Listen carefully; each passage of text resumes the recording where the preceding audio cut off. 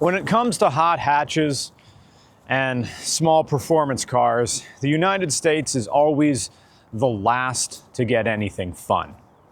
For the longest time, the Focus ST was the absolute king of hot hatches in the United States. And the reason is Honda was not bringing the Type R to the US. Oh yes, they had the naturally aspirated and all the B engines and everything. But when it comes to actual turbocharged stuff, small cars were really limited here in the States. That is true, yes. We had Subaru. Subaru dominated everything. But then, finally, from the UK and Europe, the ST came to the United States. Everybody wanted it and everything changed. And for a while, this thing was king.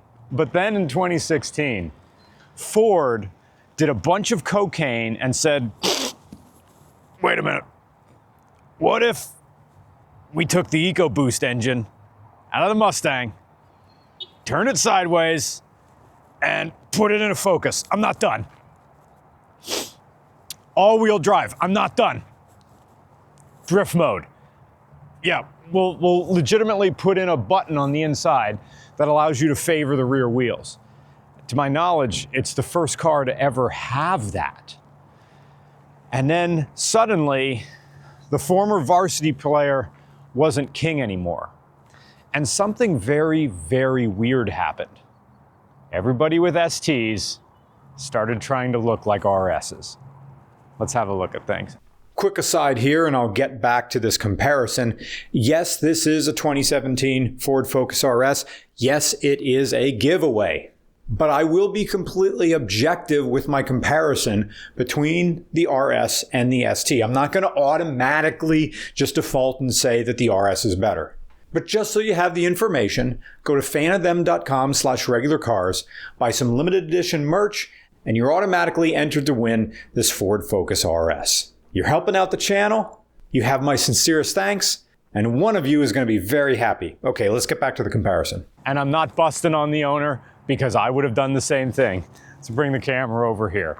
When this was new, this was 250 horsepower stock. Amazing for a hot hatch. And to be honest, I think Richard Hammond said the same thing. 250 horsepower is the correct amount of power you want for a front wheel drive car. No more. You can do more if you want, but that's honestly the correct amount of power. This, of course, being all-wheel drive, gets 350 horsepower. That was stupid fast for a hot hatch in 2016. To put that into perspective, when the Viper was new in the early 90s, that made 400 horsepower, and people thought that was insane. That was unsafe. And here's a commuter car that makes 350 horsepower. So where did that leave the ST? Well, imitation is the sincerest form of flattery that mediocrity can give to true talent. I'm probably misquoting the complete quote there. The RS has a 2.3 liter. The ST only has a 2. The RS couldn't run a stock airbox. That extra 300 cubic centimeters of displacement, you needed to cut the top off of that. So that's what Ford did here, to give a little bit more breathability to this snorkel action thing, which is weird because there is no snorkel on this. Originally Fords would have had a little breather john down here somewhere. So everybody, and I saw this happen in the early days of RCR when I went to Ford Nationals, suddenly everybody with STs wanted to look like RSs by putting in Mimic. This is a Cobb. You paid brand name for this. I'm not busting on you. It is cool. It is cool. But, and true, there is a tune on this. Actually, you can say, how much horsepower is the ST making? About 274. Nice. How much can you push the 2 liter before you have problems? Usually around 400. You'll have to do full internals. Okay. What's the first thing to break? Turbo. The turbo will break before anything else. Interesting. For me, at least, I'm putting about 25 pounds of boost currently. You can't hear it, but there's somebody up there with a fart can up on 422 just right now as we're talking about this. But still, you can keep pushing these up to 400, and you've only then equaled what an RS can do with a boost controller. I am having a hard time deciding which is better, and I realize that this is a giveaway. Go to fanofthem.com/regularcars, buy some limited edition merch, and someone's going to win their very own Focus RS. But which one honestly is the better car? I mean, obviously the RS is faster. Obviously it has all-wheel drive. The resale value on these things is stupid good. Even this one, with over 100,000 miles, is still worth about $20,000. Whereas STs, they're fun, but they are a bargain. But on the other hand, RSs are thirsty. I'm not trying to dissuade you from entering the giveaway, please do. But the best miles per gallon I got out of that thing is 21 miles a gallon. Whereas an ST in stock form, what does an ST do, stock? Fuel economy? 30? About 23 to the gallon. Oh. Well, one of the things that makes me very happy with RCR is learning new things, and I love being corrected. So these do 23 and these do 20. Oh.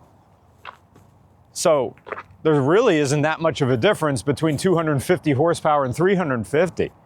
And you're putting premium gas into both of them. All right. What about insurance? What about insurance? $254. $254 a quarter? A month. A month. How old are you? I am currently 23. Okay. I think me in my mid-40s, homeowner, garage, maybe they'd be a little bit kinder to me. But that brings up another point. When these things were new, the RSs, if you went into a Ford dealership in 2016 when these were new and said, I'd like to drive the RS, please, the dealer would just look at you, laugh, and say, why don't you do it in your imagination? Get out of here. The only people who were able to get test drives with the RS were people with maybe salt and pepper mustaches, had a net worth of 7 figures, and looked like, did I drop or press on yours? Just drop it. Just drop it? Ford had to put them off to the side. Getting test drives with the ST was no problem once the RSs were out. But the RSs were selling, and I realized this because I was here, and also Matt Farah got one of these when they were new. Dealers were demanding $10,000 over sticker for that in 2016.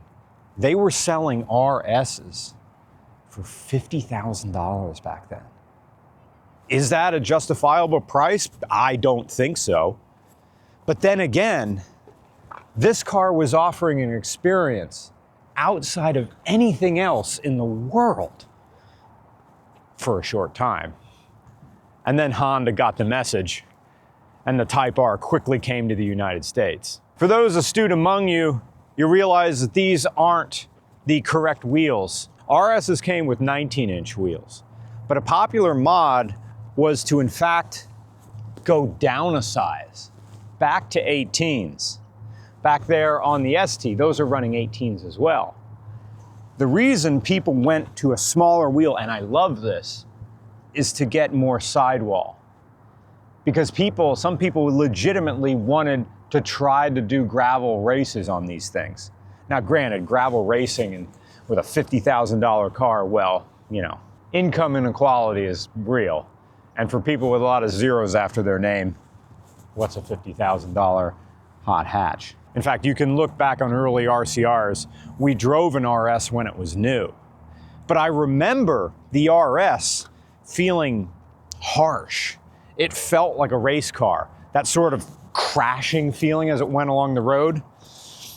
And then I heard when Matt Farah got his, he went down a wheel size. I'm like, oh, well, that's interesting. And now I have one here. And the difference is real. That one tire size down and a little bit more sidewall, oh, you just hit bumps in this, the tire does the work, and then the stiff suspension doesn't have to do that much work. It's an okay ride. Is your car unlocked? The difference in the interiors of the ST and the RS is noticeable the second you get in. This is very much a Ford Focus. I get in easy, pedals are where I expect it to be. There's a lot, I can move around in the seat, things are nice. I definitely know I'm in a Ford Focus, and here, just, I have some more power. But the RS, it appears smaller when you get inside. Now I know I have the seat in a slightly different position, but the seat's different. Even though the wheel's the same, these Recaros, ooh, oh, this is a strange experience. I feel like I'm in a smaller car, even though I'm not. The bolsters are bigger. The back is higher. Everything's meant to hold you right in place. You feel like, oh, I am in a dedicated racing machine in this. Have you sat in an RS? I don't think so. Do it. Tell me that doesn't feel weird. Now you're taller than me. It's a lot stiffer, more firm, more lumbar support. You have a lot more playing room with the shifter, in my opinion. The center console is a lot cleaner. Clutch feels perfect. Plenty of wiggle room and work room for what you could literally use as a race vehicle. I'm getting sidetracked here because I kept learning new things about the difference between STs and RSs. So we have to answer the question, which is the better car? And I realize that this is a giveaway, and I'm inclined to like the RS versus the ST. But I will say that the ST's seats I like better than the RS's. I get that the RS's seats have to be big and bolstered to protect you because they are really going for the rally heritage of Ford and all their WRC wins. But when it comes to an everyday hot hatch, something that's fun, cheap, and reliable, and didn't have the head gasket mix up that the RS's had, you know, I'd have to go with the ST. It lacks the complexity of an all-wheel drive system. However, it's not really any more fuel efficient than the RS. I said in the video that I was getting 21 miles per gallon. And later, it wasn't filmed, but I went out and drove my friend's ST. And I'm looking at his average fuel economy on the trip computer. I'm like, you're averaging 18 miles a gallon in this? He just laughs and said, yeah. So I go, wow, you've been really enjoying this car. He's like, yeah, I redline it everywhere. I'm like, you know what? Good for you, man. The RS is undeniably fast and very rigid and very capable in any weather condition, including snow. So yes, the RS is the higher performance car, but in the interest of fairness, I say that the ST is the better everyday car, even though I am giving away the RS. And I want you to enter the giveaway because I want to keep doing regular car reviews and I want to go out there and meet you guys and have more car meets. But I am still a journalist and I have to be objective about this. I think the ST wins out on everyday use, even though the RS will smoke it. However, one of you is going to win this Ford Focus RS, and I'm sure you will have a different opinion when this thing lands on your front door. So please enter the giveaway. Go to fanofthem.com/regularcars. Buy some limited edition merch. You're helping out this channel, and someone's going to win this beautiful 2017 Ford Focus RS. Thank you so much, and thank you for liking regular car reviews.